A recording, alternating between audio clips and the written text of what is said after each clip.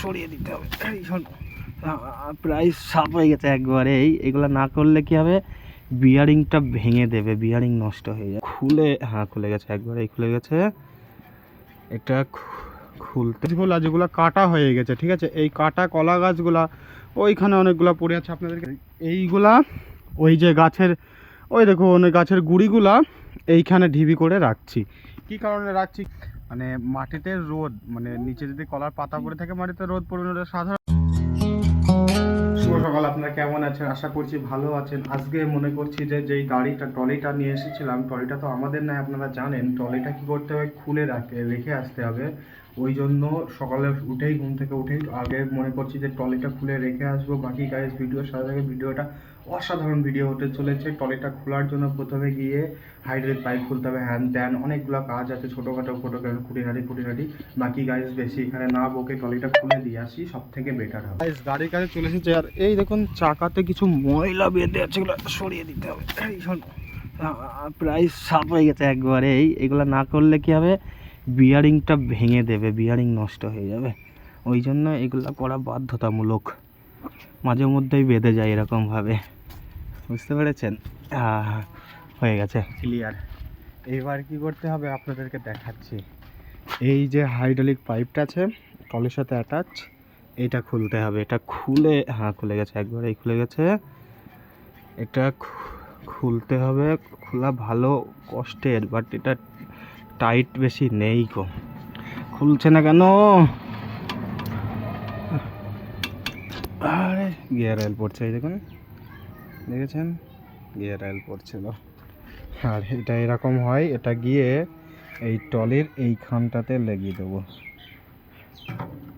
লাগছে না কেন? লেগে গেছে গাইস।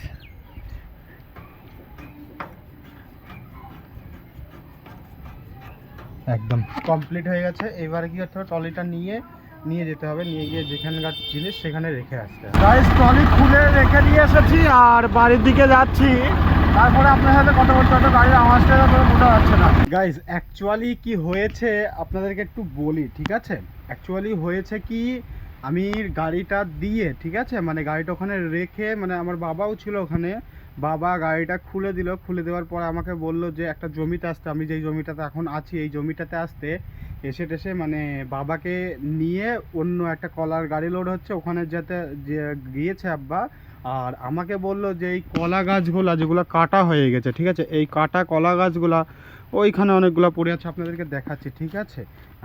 মোটামুটি এই কাটা কলা গাছগুলা, এই দেখুন এইরকম কাটা কলা গাছগুলা কি করতে হবে, আমাকে বলল যে এই রকম টাইপের গাদাতে রেখে দিতে হবে। এই দেখুন ওই রকম টাইপের গাদাতে রেখে দিতে হবে, যাতে জমিতে ছড়িয়ে ছিটিয়ে না থাকে, বুঝতে পারছেন? বাকি গাইজ এই কটা পরিষ্কার করে নিই, তারপরে দেখাচ্ছি আপনাদেরকে কেমন হলো বা না হলো, ঠিক আছে। আবার কি কারণে পরিষ্কার করলাম সেটাও আপনাদেরকে বলবো, ঠিক আছে।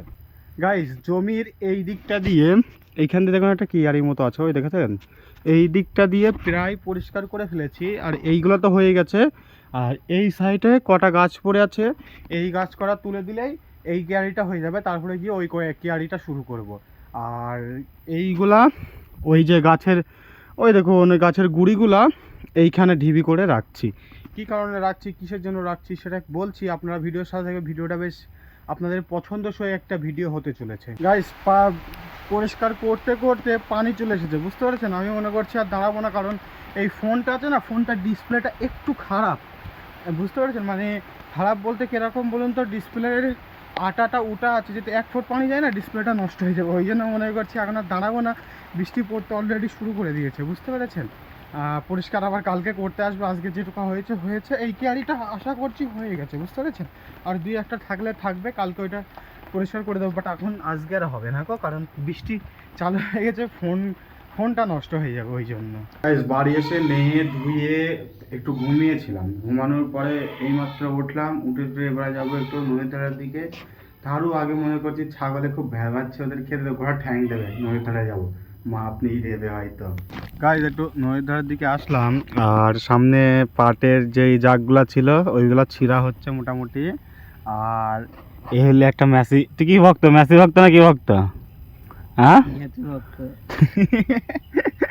বাকি গাইস নদীর ধারে এসে একটু বসে আছি, তারপরে বাড়ির দিকে যাব। আর এবার মেন যে বিষয়টা সেটা বলি, ঠিক আছে? কলা বাগানে কিসের জন্য অতগুলা মানে পরিষ্কার করছিলাম, অ্যাকচুয়ালি কলার পাতা, ঠিক আছে, নিচে পড়ে মাটিটা মানে মাটিতে রোদ, মানে নিচে যদি কলার পাতা পড়ে থাকে মাটিতে রোদ পড়বে, ওটা সাধারণ ব্যাপার। ওই জন্য কলা বাগানটা মানে পরিষ্কার করাটা বাধ্যতামূলক, যাতে রোদটা মাটিতে ভালো পায়। আর রোদ না পারলে কি হয়, কলা গাছগুলা ভালো বৃদ্ধি হয় না, বুঝতে পেরেছেন? ওই জন্য কলা গাছগুলো পরিষ্কার করতে হয়। ভাই গাইস কিছুক্ষণ পরে বাড়ি যাব, তারপরে দেখা যাচ্ছে কি হবে না হবে।